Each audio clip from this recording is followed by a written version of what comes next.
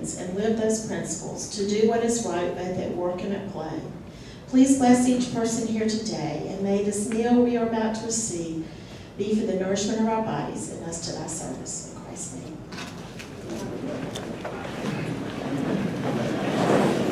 Thank you, Becky. And now, here to welcome our visiting Rotarians and guests is Audrey Brown.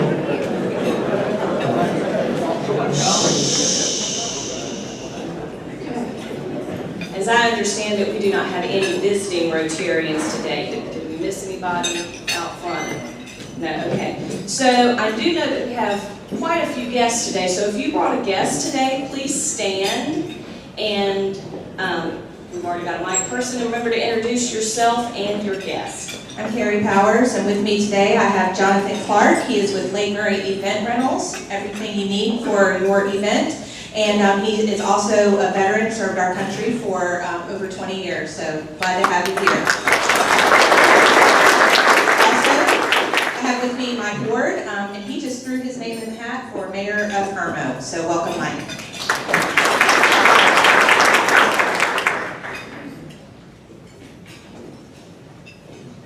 I'm Rusty Pass. I'm proud to have as my guest again, John Stringfellow, who's in executive sales with Main Street.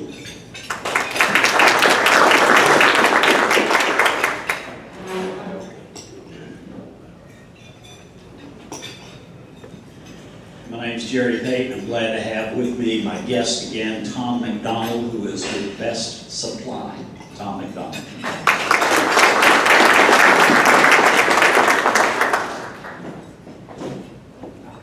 Welcome to all of those visiting. We hope you will consider making Mondays at Rotary part of your everyday Monday routine.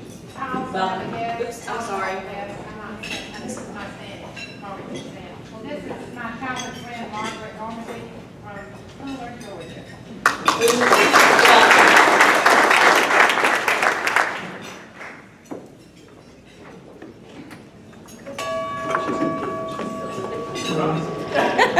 Did that get your attention? And now to make us all happy and healthy, possibly, Andy Shea. Normally I get gonged in the middle of what I do these things, not before, but you know, it's, a guy's got to do what a guy's got to do. Welcome everybody, happy Monday. Welcome back after, really a crazy past 2 weeks. As Becky mentioned, Hurricane Dorian, you know, at least for us in South Carolina, thank goodness it was a drive-by. You know, really, that thing could have traveled 10 miles to the west and been a lot different. Of course, 10 miles to the east, and you know, it would have been hopefully nothing for anyone here on the eastern coast, but it did what it did. And obviously, as Becky was mentioning about the state of the Bahamas, Rotary is holding a relief fund. It's collecting money for a relief fund. The details were included in your weekly newsletter, so please take a look at that. And please donate and help the folks in the Bahamas. If you've seen any of that footage, you obviously saw the devastation that Dorian left there. I mean, basically it was a Category 4, Category 5 storm that just sat on the northwestern Bahamas for a day. Just incredible to think about, and obviously something that we escaped here in South Carolina. You know, of course, I was just thinking about the past 2 weeks and what probably the emotions of being a Gamecock fan was like that during the past 2 weeks. We had a meeting on Monday. I certainly would have probably been, I don't know, rather dour. But obviously, you know, we're here back now after a nice, you know, just a small margin of victory for the Gamecocks. I do want to know how many people actually sat through the entire game for all 72 points. There you go. I was glad I'm not the only one. I was trying to get on the Jumbotron. I figured at some point it would just thin out that I would finally make it on there, but I didn't. I didn't dance, I guess, or wave my towel enough. But I just figured at some point that would happen. And you know, we've gone through the emotions, and of course we have the game this week with Alabama. So I guess we'll see kind of how things are next week. I look forward to maybe the person who's doing health and happiness next week having something fun to talk about. I was just thinking about the couple weeks of being a Gamecock fan. I'm not a Gamecock, I'm not a USC graduate myself. I married into it, and I wasn't allowed to mention the word football for a week there, or say Carolina or Gamecocks for a little while until we got closer to the Charleston Southern game. But I was thinking that that life gives us wisdom, whether we really ask for it or not. And it made me think of a book that a boss gave me by an author named Barbara Ann Kipfer. She writes these little books about 14,000 things to make you happy and that kind of thing. And she also wrote a book called 8,789 Words of Wisdom. I'm not going to read all of them today because, of course, we have a great speaker and I'm just only taking up a few minutes of your time. But I did jot down a few of her words of wisdom that I thought were appropriate and also just a little bit insightful, so let me share a few. Sometimes we are taken into troubled waters, not to drown, but to be cleansed. Plan your work and work your plan. Your best friend is yourself.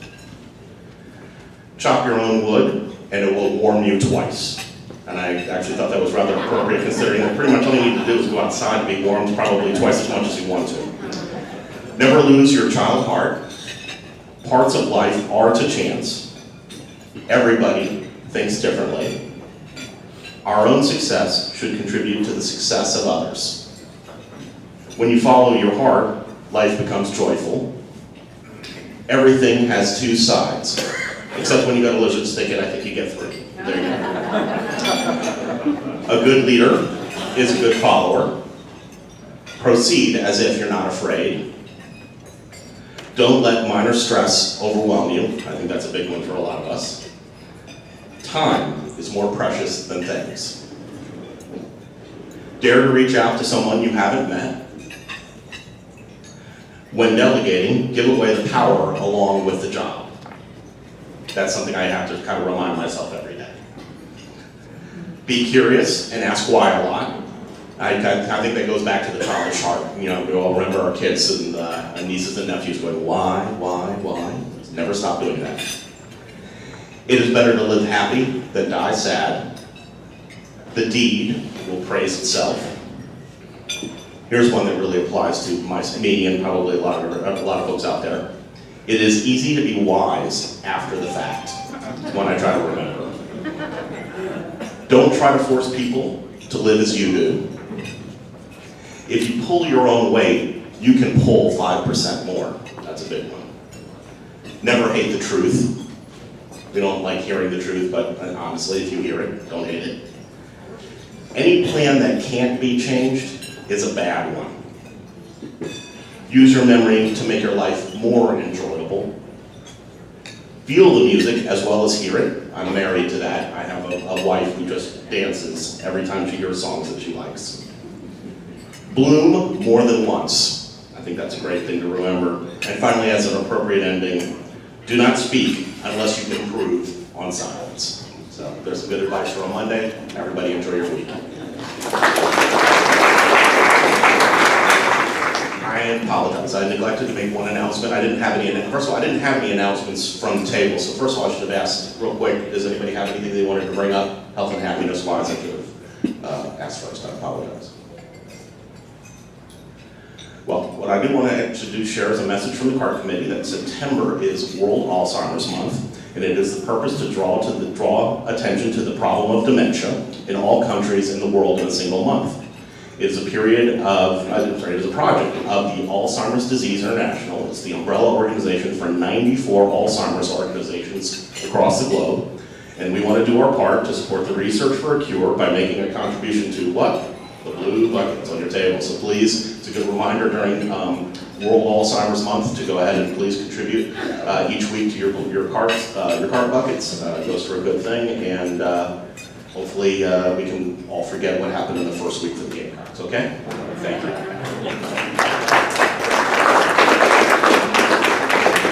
Thank you, Andy. And a great segue. I was going to say, contribute to your cart bucket, but Andy, you did that job very well. Thank you. Club announcements. October 24th, Rotary is celebrating World Polio Day at Segra Park from 11 to 2. You will get more information about that, but all Rotarians are invited to show up, and hope that you'll mark your calendar. And next week, we had a few technical difficulties this week, but next week we're going to show a short clip on polio that I'm sure those of you that are my age will remember seeing some of those polio victims and that polio news. So you younger ones do not realize how lucky you are. And we are so close within Rotary of eradicating polio everywhere in the world. So I hope that those of you that can go to Sacred Park will on the October 24th. But all of you keep it in your prayers and support. Now, my only real announcement is that the membership committee is going to meet right after this meeting, right here in this room. Now, Dr. Hall to introduce our wonderful speaker.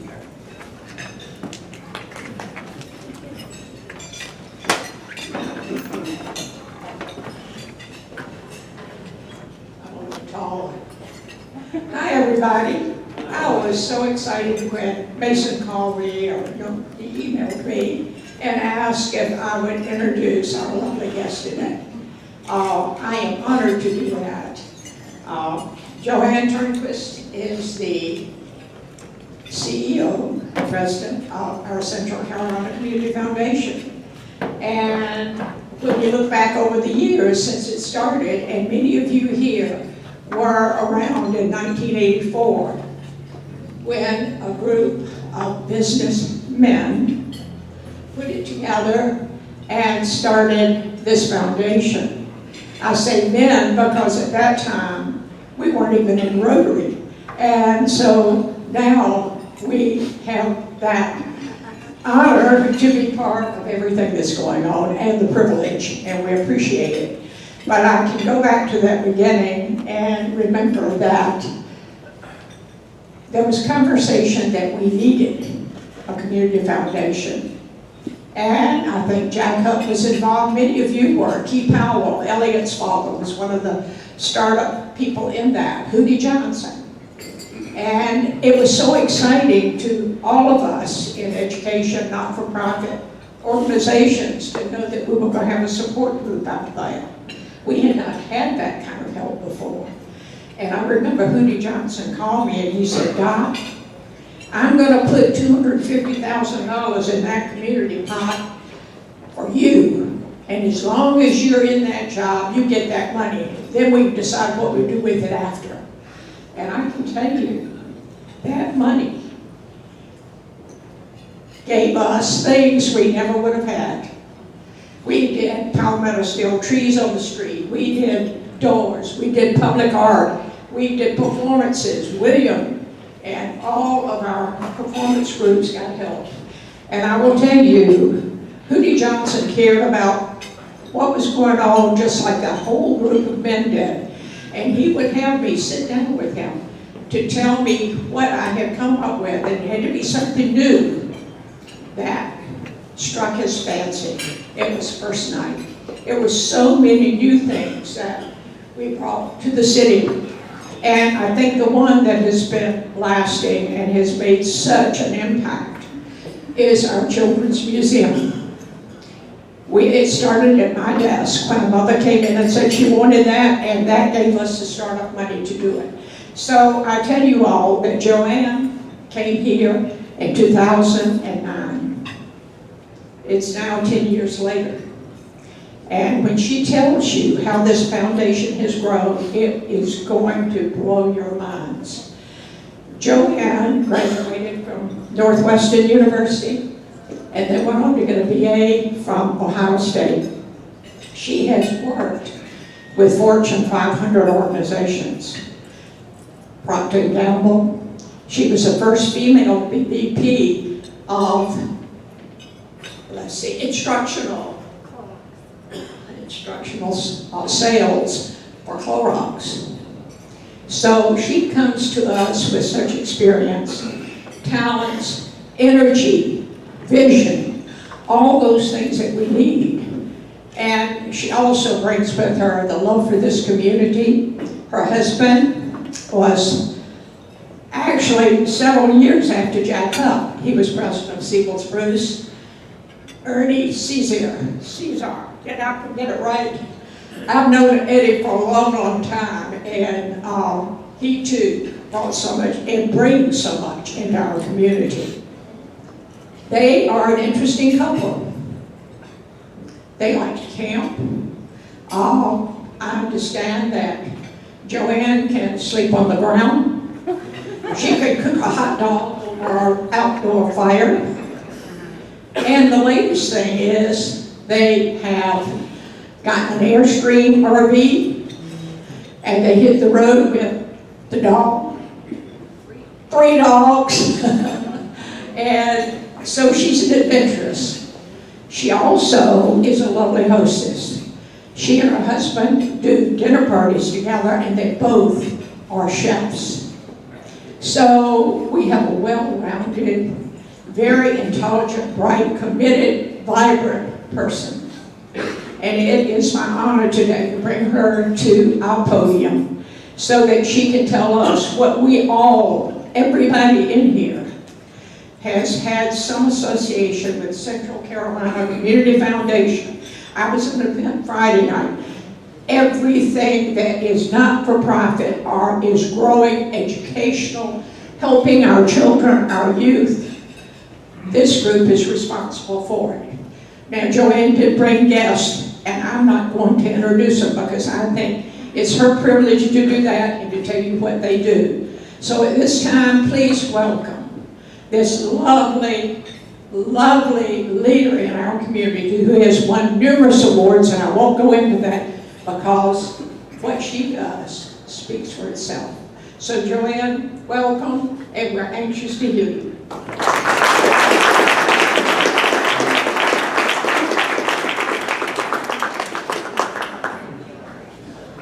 I want to know if anyone can see the angel wings that Don has put on me or saw me float across water, because apparently I have those skills. But again, Don, thank you for that incredible introduction, and I am delighted to be here today. I do have a number of my teammates with me. Michelle Hardy, who is my newest associate. Michelle has been with us now for 2 weeks. Elizabeth Hauk is on our marketing team, and Elizabeth has been with us 3 weeks, or 4 weeks, 4 weeks. And Lee Goebel, who is also on our marketing team, has been with us for 3 months. So that would be 12 weeks. So again, some of the newer members of our team, and they are doing a spectacular job for us. So what I'd like to do is to continue on the story that Dot started about our foundation. And it did start back in 1984 when a group of business leaders, yes, they were all men, shook hands with a group of supporters and trustees of the Foundation for the Carolinas. They walked back to their car filled with excitement and ideas because that 1-hour lunch that they had scheduled to learn about community foundations had stretched into 4. And they couldn't wait to get back to Columbia to put some of these ideas into action. They were so animated and so enthusiastic because this idea had germinated for, 2 decades, when David W. Robinson and Marshall Sharous had started talking about this concept with many leaders. Well, again, the excitement in the car was huge. And they turned onto a one-way street going the wrong way in rush hour traffic in Charlotte, North Carolina. Had it not been for a well-placed parking lot, I wouldn't be here to talk to you today because there might not have been a community foundation in Columbia, South Carolina. The folks did get back to Columbia safely, and on September 25th, 1984, Central Carolina Community Foundation was established with a $25,000 grant from United Way of the Midlands. The group of folks that worked to put everything together believe, like all of you in this room, that service above self was key and critical. You might see and recognize some of the faces that are up here that helped start the foundation. Arthur Biontegard, Cam Todd, Gail Averett, and Evan Nord. Working with dedicated staffs and community leaders, they began building a philanthropic foundation that would engage the community and help the 11 counties that they had elected to serve thrive and grow. This year, our foundation is celebrating our 35th anniversary.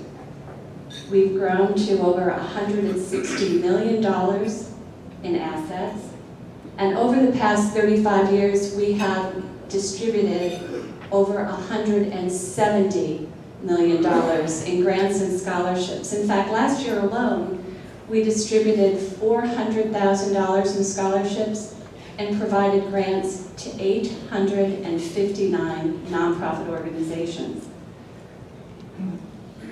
But outside of this room, we still remain a well-kept secret. So today I'm going to tell you a little bit about us. And I'm going to tell you about our founding and guiding principles. Our first is our North Star, to be an essential expert on philanthropy for an ever-widening audience, and that's key. We house over 400 funds, large and small, funds that were established by individuals and families and companies and nonprofit organizations who wanted to make a difference here in the Midlands. You might recognize some of the folks that have funds with us. Dawn Staley, and Marcus Lattimore, and Hootie and the Blowfish. And some of the folks on my team are even going to the concert this week, Michelle. Funds are established for lots of different reasons. Some people use them to tithe to their church or their synagogue. Others use them to set up scholarships. And others use them to give back to those causes and organizations that they have a passion for. Folks also use their funds for financial planning and for legacy planning, because every gift made to a fund is tax deductible, and in fact, gifts of appreciated stock aren't subject to capital gains. Regardless of our donors' goal, our team is here to help guide them on their journey, help provide resources and expertise so that they can achieve their goals. And I'd like to introduce you to some of our donors. 42 of them have established scholarship funds. One of them, Fred Harmon, established his to dispel the notion that there is no such thing anymore as an American dream. His scholarship, which pays for 4 years of college, tuition, room and board, even providing a computer and $1,500 in spending money so you can take a gal out for a cup of coffee. He has set his fund up because he wants kids to believe in the American dream. He wants kids to know that America is still the land of opportunity. Helen Clay, a familiar name, established her fund, Helen's Hugs, when she was only a sophomore in high school. Helen, when she was a little girl, had been diagnosed with cancer, and she had spent a lot of time at Palmetto Richland Children's Hospital. And while she was there, a young cancer survivor came into her room with a box, and in the box were books and toys. And it made a difference in that little girl's life. So when she became a cancer survivor, she too wanted to give back, and her fund, Helen Hugs, allowed her to raise money, recruit teams, go to Build-A-Bear, build bears, put them in a box with a note from her, and deliver them to the hospital. Helen has long since graduated from high school and in fact even college, and is pursuing a terrific career up in Washington, D.C. She still has her fund. She still recruits folks to make bears, and she's still making a difference. Kitty and Malcolm Dade set up their fund in order to teach their children to give. Now, a decade later, not only are they teaching their children about the joys of giving back, but they're also teaching their grandkids about the joys and reasons for giving to those in need. Ben Rex established the Cyberwoven Fund so that his company could take a look at both the long and short-term impact of their gifts into the community. Ben uses his fund as a savings account and as a tax instrument, if you will. Having that fund allows him to put money in during good years to ensure that he has money to spend in leaner years. And because it's invested, it allows him the opportunity to know that his fund will have more good coming from it in years to come. And then one of our all-time favorite, the cheerful giver. And there are a number of folks in this room who have had the benefit of the cheerful giver. Cheerful Giver wanted to know about organizations in our community that were making a difference. Organizations that might fly under the radar. And Cheerful Giver wanted to do this anonymously. For God loveth a cheerful giver. And Cheerful Giver wanted to inspire others to give. 3 weeks ago, on a Friday, my team invited 47 nonprofit organizations to come to our foundation for breakfast. 47. And at that breakfast, I had the incredible honor of distributing 47 $10,000 checks from an anonymous donor.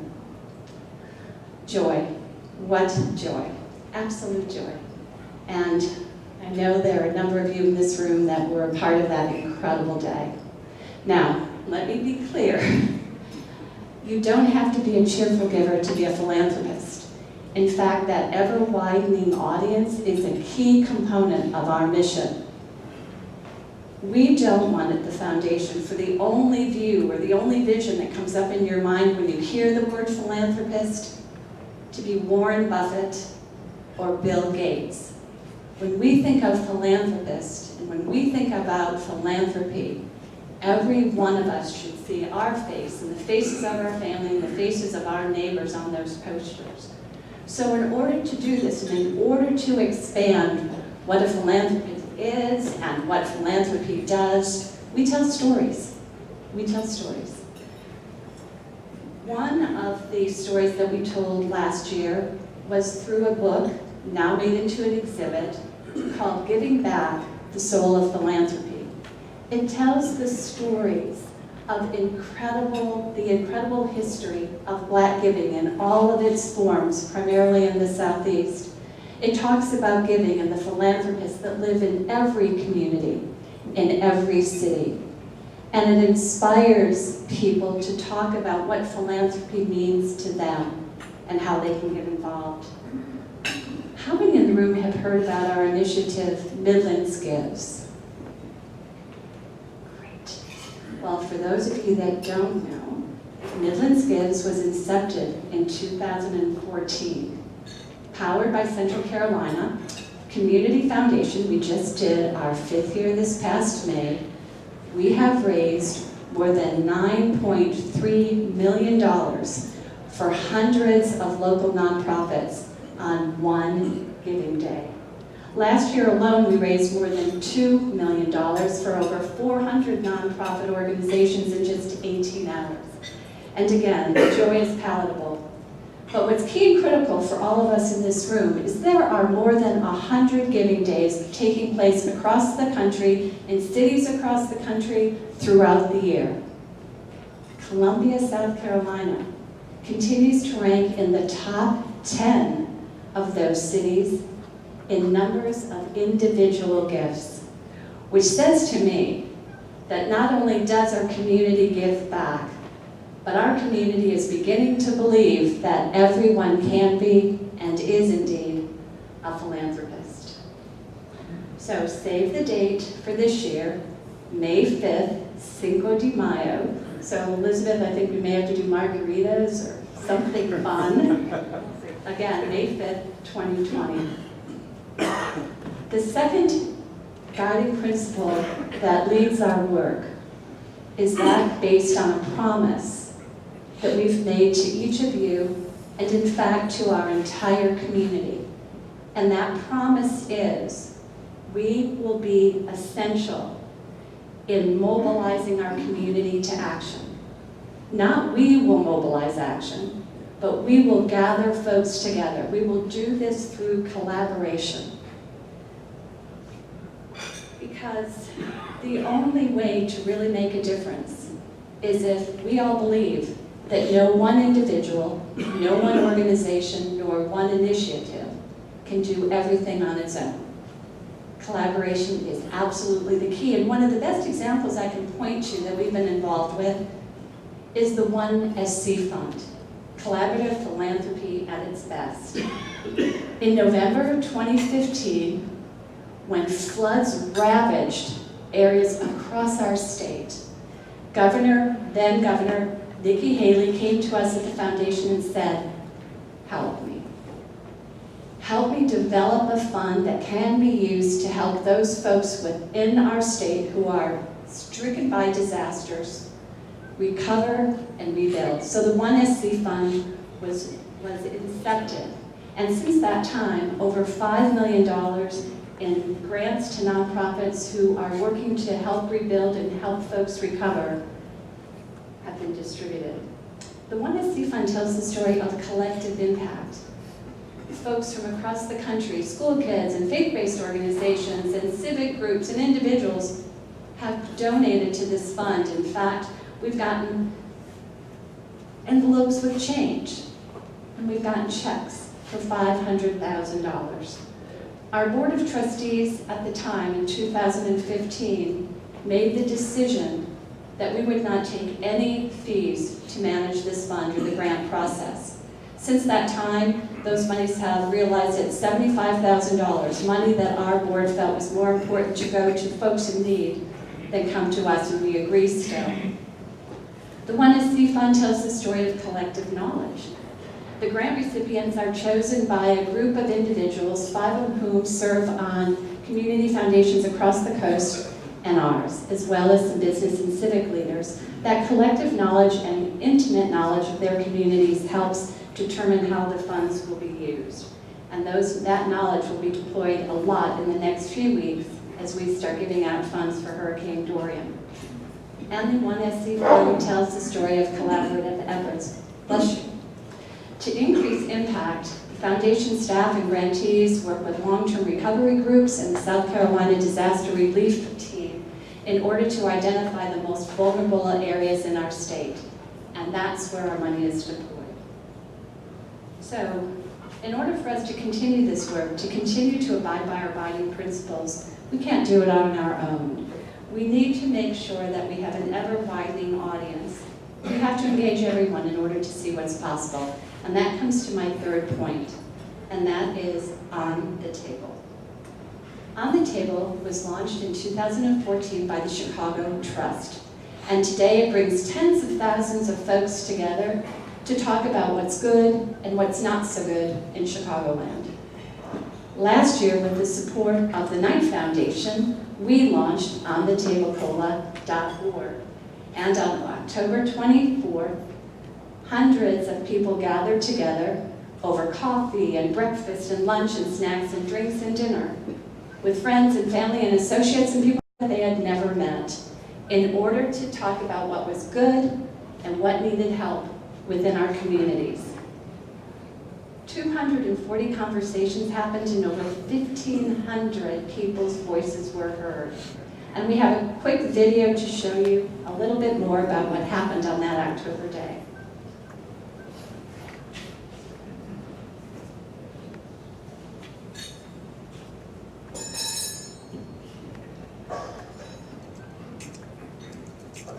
On the Table is an opportunity to have a community-wide conversation, one table and one host at a time, to ensure that everyone in our communities know that their voices matter. The proposition behind this is when people gather and eat and enjoy a meal,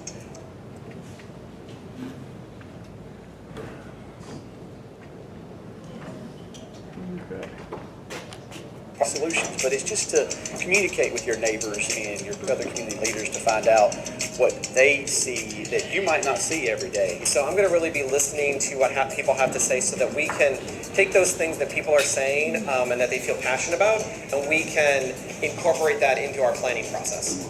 We believe in this community. We believe in bringing people together. And we believe that if people do come together and they have conversations like we're having throughout the day, that our community will continue to thrive, be more livable, attract more people who will give, and it will lift up the community. I think really change happens starting with small conversations. And so it's important to start to host these conversations in a place where people feel comfortable. This is an opportunity for us to go back to our roots and engage with one another, sit down and have those conversations and develop true relationships and true friendships that you can't develop online. You know, we're all more alike than we are different. And the best way I always say is to sit down at the table, break bread with them, enjoy a meal, with them, and really learn about people and enjoy your time doing so. We have a great environment to foster creativity, diversity. We need to just encourage that growth. There's so much energy right now in the city, so much opportunity for people to get involved in things and do exciting stuff and just make a difference. We have shared values about what we want our community to be. We have shared bragging rights about the things that we love about our community. And we share a concern that if we don't work together, we won't be able to get to that next level.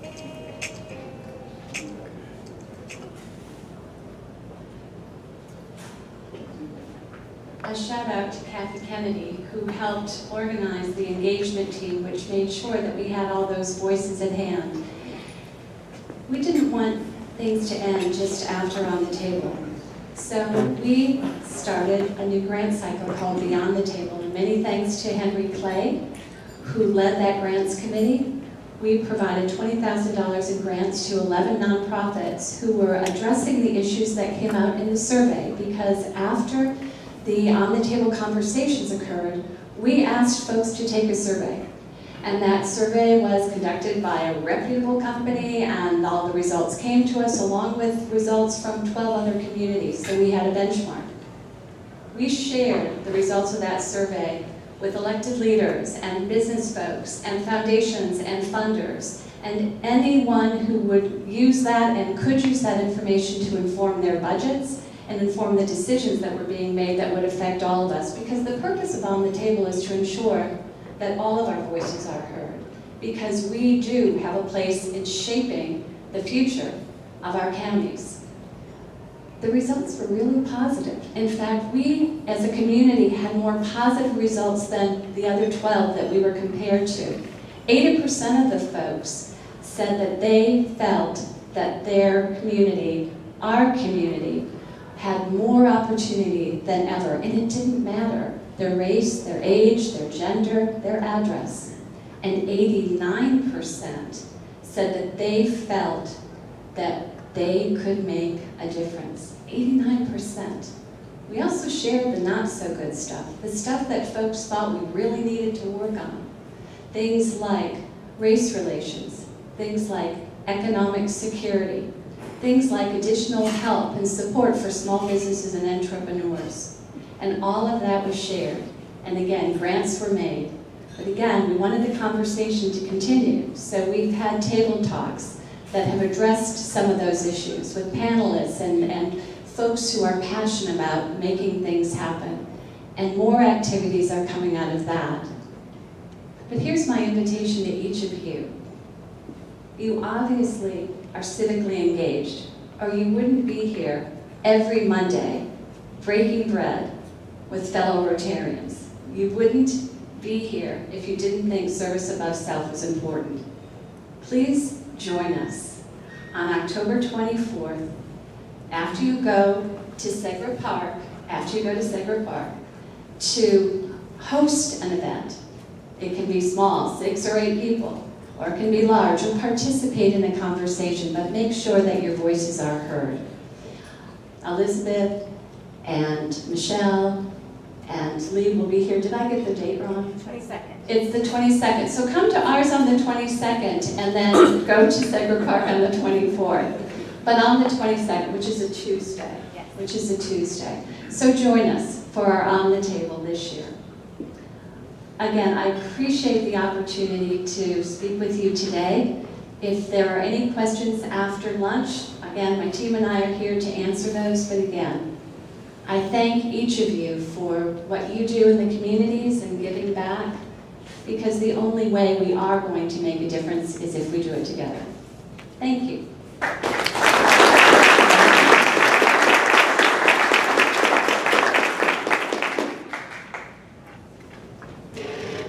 Thank you, JoAnne, not only for sharing your time with us today, but for educating us and inspiring us with your generosity and philanthropy and your team. Wow, together you all have made such a difference in this community, and we thank you for that.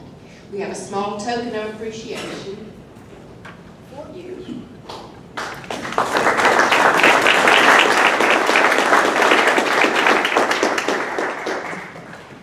And now, next week, Reverend Mason.